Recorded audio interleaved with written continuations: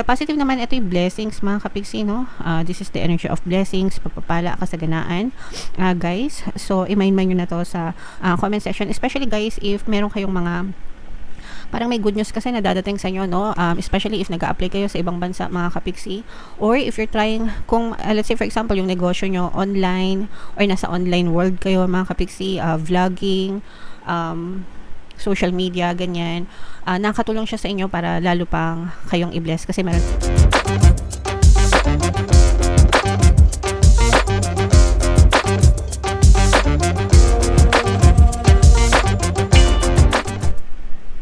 Hello guys, hello Pisces. Welcome back to Pinay Pixie Tarot. Ang pamagat ng episode natin for tonight is mid-month kapalaran para ngayong April 16 to 30 para sa Pisces, Sun, Moon, Rising Sign, and Venus.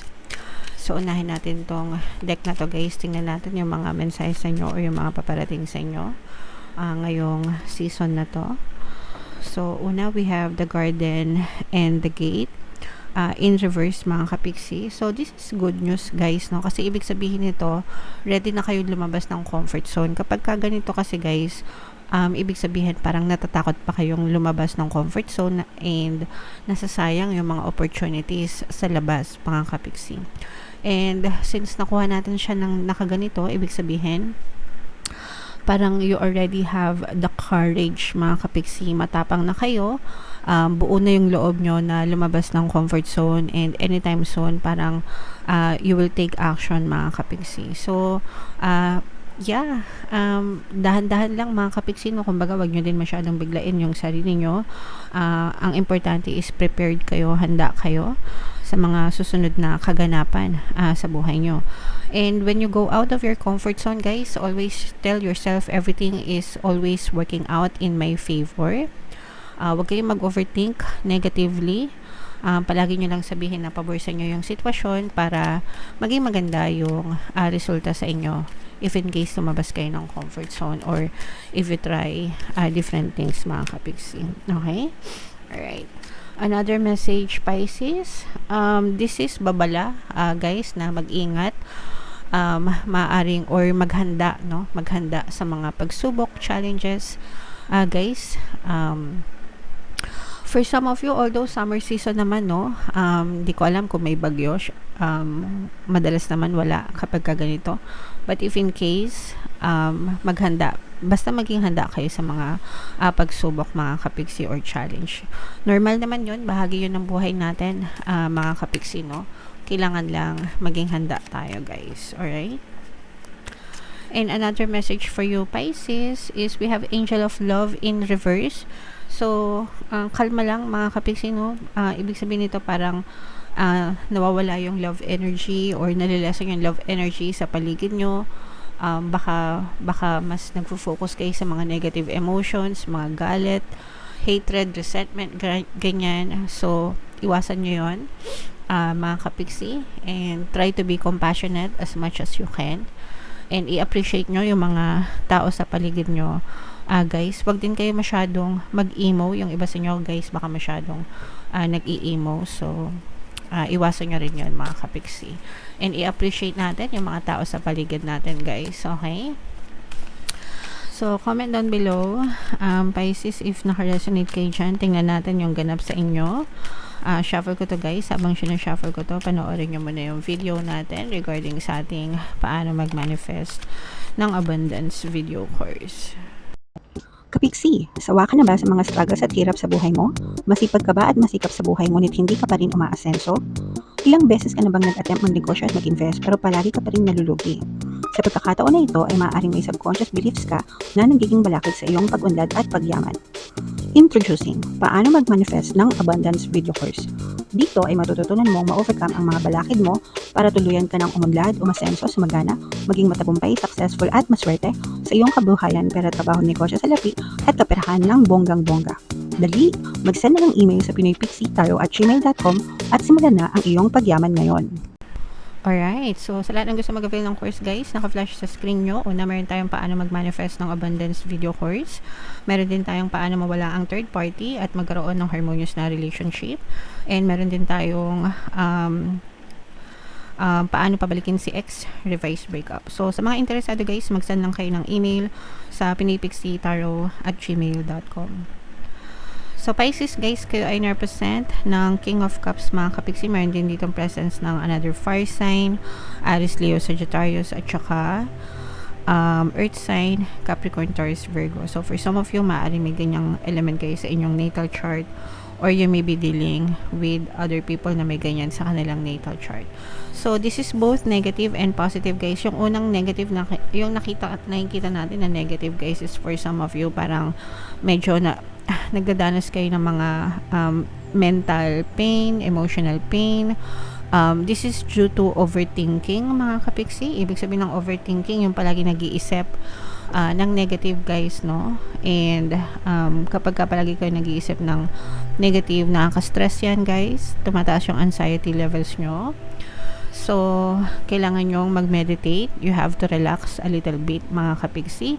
And kailangan nyo lang i-focus yung attention nyo, i-divert nyo yung attention nyo sa ibang bagay para ma-lessen guys yung impact nito sa inyong buhay mga kapiksi. So, kapag ka problemado tayo, tas lalo pa natin inisip yung problema, lalong hindi siya makakatulong, lalo lang lalala yung problema. Ganun yung ibig sabihin yan.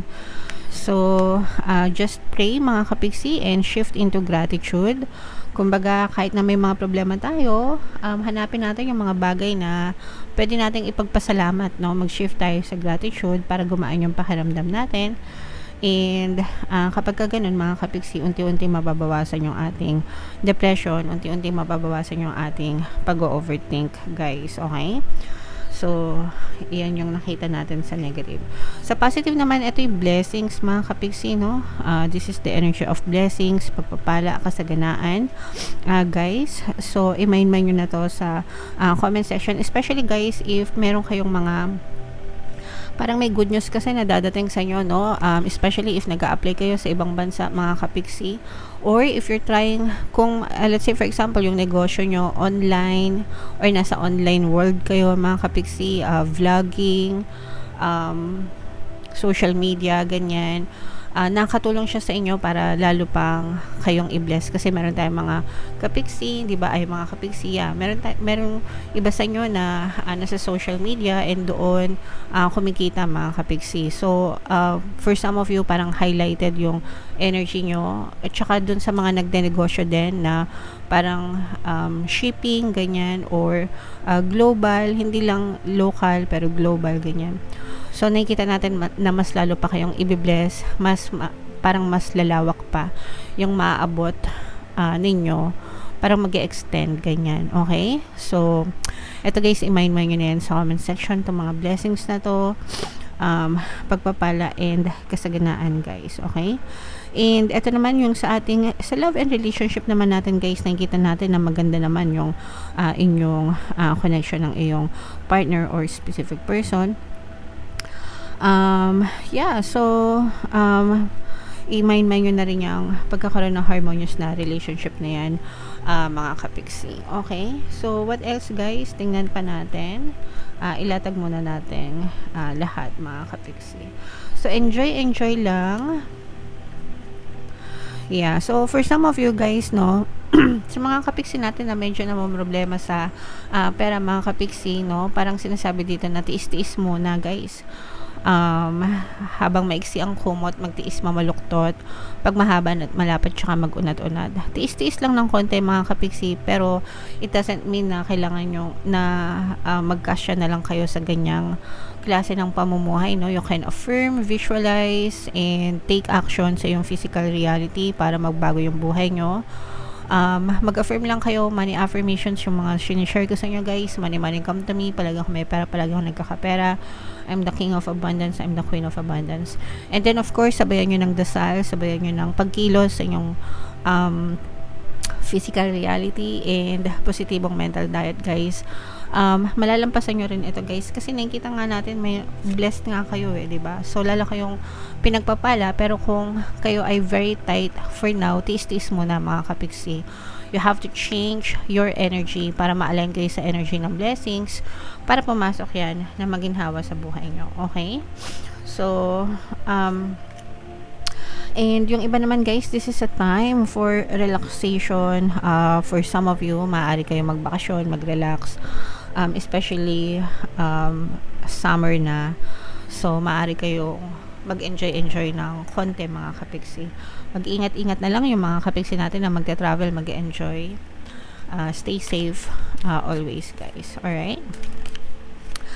So yeah, comment down below, Pisces, if feeling nyo naka-resonate kayo dyan. Tingnan natin yung additional message para sa inyo. Guys, i-mind nyo itong mga blessings na to, itong mga relaxation na to mga kapiksi. At saka yung sinabi ko kanina na blessing sa negosyo, no? Sa kaperahan, sa online world. Yan. So, bunot lang tayo ng isang card pa para sa inyong additional na mensahe. Round and round, ibig sabihin nito guys, merong paulit-ulit na nangyayari sa buhay nyo, either positive yan or negative, mga kapiksi, depende yan sa focus ng attention nyo. So, kapag palagi nyong sabi ko nga kanina guys, kapag palagi nyong iniisip yung problema, definitely paulit-ulit lang din siyang mangyayari sa buhay nyo. And kung gusto nyo naman ng masaganang buhay, always kayo mag-focus sa kasaganaan, happiness, para yun din yung paulit-ulit na mangyari sa buhay nyo mga kapiksi. You are in control of the creation in your reality mga kapiksi, kasi kayo lang naman yung may control din sa isip nyo, dominant thoughts nyo. So, make sure guys, on a daily basis, always focus sa desire. Always focus sa desire.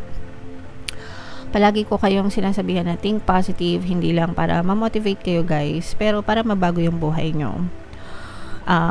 Para maranasan nyo rin yung kaginhawahan dito sa mga reading na to, sa yung mga kaligayahan, ganyan.